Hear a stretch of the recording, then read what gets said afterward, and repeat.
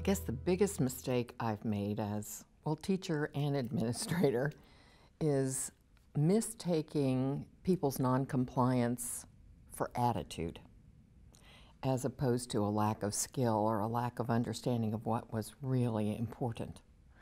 And so the minute I stopped assuming that about people, my reaction was different. So an example was an 8th grade boy that I had who just had attitude all over the place and told me he wasn't doing a thing for me. I found out couldn't read and couldn't write, even though he was 16 years old in the 8th grade. And the minute I found out what his problem really was and addressed the problem instead of his attitude, we got along okay. Basically, we started out going to war most days, and finally I figured out that he couldn't read and couldn't write.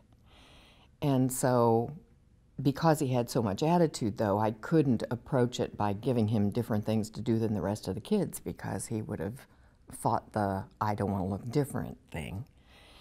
And so I started keeping him after school and going over material with him of, okay, David, this is an I, and igneous starts with an I. You see what this is. So tomorrow when you see the test, if you know that's the answer, that's what you have to look for. And knowing very well he wasn't going to pass the test, but he wasn't going to insist on taking it like the rest of the kids. So we made a deal that I would ask him the questions later if he missed the question, and if he could answer it, then I'd give him credit for it. And he was okay with that, as long as I did that for other people too, which then kind of launched me into doing formative assessment before it was a great word. Also, I taped a lot of, like a summary of my lectures for him, because he would need to hear them over and over and over again to learn. And after a while, then he started, in fact, we were having an 8th grade meeting and the teachers were saying, how are we ever going to teach David? He's never here. And I said, he's here every day. And they said, he is not.